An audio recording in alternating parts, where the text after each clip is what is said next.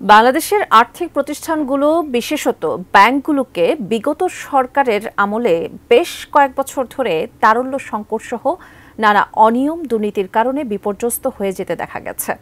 নতুন অর্থবর্তী সরকার ক্ষমতায় এসে অন্যান্য ক্ষেত্রের মোট আর্থিক খাতেও সংস্কারের উদ্যোগ নিতেই সামনে এলো কেন্দ্রীয় ব্যাংকের রিজার্ভ বাড়াতে ভুয়া ডলার বাণিজ্যের ঘটনা। এখানেও লাভবান হওয়া প্রতিষ্ঠানের নাম সেই এস আলম গ্রুপ। আরও জানাচ্ছেন ইমতিয়াজ আলম।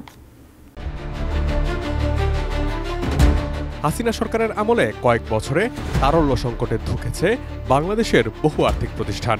কোনো একটি আর্থিক প্রতিষ্ঠানে তারল্য সংকট তখনই দেখা দেয় যখন প্রতিষ্ঠানটি তার গ্রাহকের দৈনন্দিন চাহিদা মেটানোর মতো নগদ সম্পদের ঘাটতি অনুভব করে।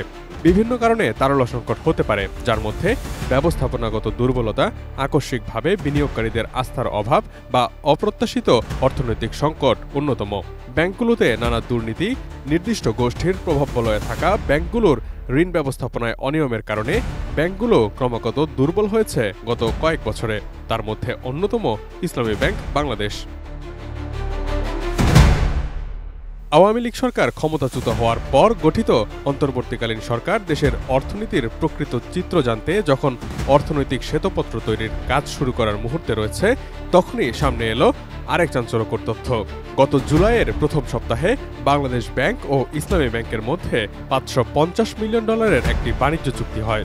সেই অনুসারে ইসলামী ব্যাংক তারল্য সংকট মেটাতে $550 মিলিয়ন বিক্রি করে বাংলাদেশ ব্যাংক থেকে 6,490 কোটি টাকা নিয়েছিল। আপাতদৃষ্টিতে চুক্তিটিকে উভয় পক্ষের জন্য ভারসাম্যপূর্ণ বলে মনে হলেও বাংলাদেশ ব্যাংকের নথি পর্যালোচনা করে দেখা যায় মাত্র $100 মিলিয়ন কেন্দ্রীয় ব্যাংকের অ্যাকাউন্টে জমা পড়েছে। বাকি $450 মিলিয়ন 11 আগস্ট পর্যন্ত বাংলাদেশ ব্যাংককে দেওয়া হয়নি। দেশে রাজনৈতিক পট পরিবর্তনের পর বিষয়টি ধরা পড়ে।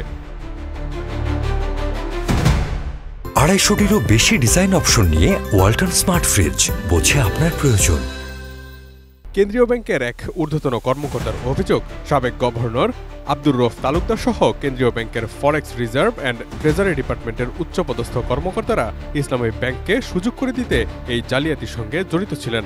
অভিযোগ উঠেছে, এর ফলে শেষ পর্যন্ত লাভবান হয়েছে ইসলামী ব্যাংকের তৎকালীন নিয়ন্ত্রক বিতর্কিত এস আলম গ্রুপ। কেন্দ্রীয় ব্যাংকের নতুন গভর্নর আহসান এইচ মনসুর এই ঘটনাটিকে অনাকাঙ্ক্ষিত আখ্যা দিয়ে বলেছেন, এই টাকা সমন্বয় করা হয়েছে। অন্যদিকে দোষীদের শাস্তির দাবি জানিয়েছেন অর্থনীতিবিদরা। বাংলাদেশ ব্যাংক ইসলামী ব্যাংকের কাছ থেকে প্রতি ডলার কিনেছে 118 টাকা দরে। কেন্দ্রীয় ব্যাংকের তথ্য বলছে, জুলাই শেষে রিজার্ভ ছিল $25.92 বিলিয়ন। শেখ হাসিনা সরকারের পতনের পর গত 11 আগস্ট বাকি $450 মিলিয়ন সমন্বয়ের উদ্যোগ নেয় কেন্দ্রীয় ব্যাংকের ফরেক্স রিজার্ভ অ্যান্ড ট্রেজারি ম্যানেজমেন্ট বিভাগ। এতে ইসলামী ব্যাংকের চলতি হিসাব থেকে $450 মিলিয়ন সমপরিমাণ 5,310 কোটি টাকা কেটে নেওয়া হয়। এ কারণে ইসলামী ব্যাংকের চলতি হিসাবের ব্যালেন্স আবারও নেতিবাচক হয়ে পড়েছে বলে জানিয়েছেন বাংলাদেশ ব্যাংকের কর্মকর্তারা। একই সাথে পাওনা পরিশোধ না করায় ইসলামী ব্যাংককে $3 মিলিয়ন জরিমানা করা হয়েছে বলে ফরেক্স রিজার্ভ অ্যান্ড ট্রেজারি ম্যানেজমেন্ট ডিপার্টমেন্টের নির্বাহী পরিচালক মোহাম্মদ কবির আহমেদ গণমাধ্যমকে জানিয়েছেন। Imtiaz Alam, desk report, ATN news.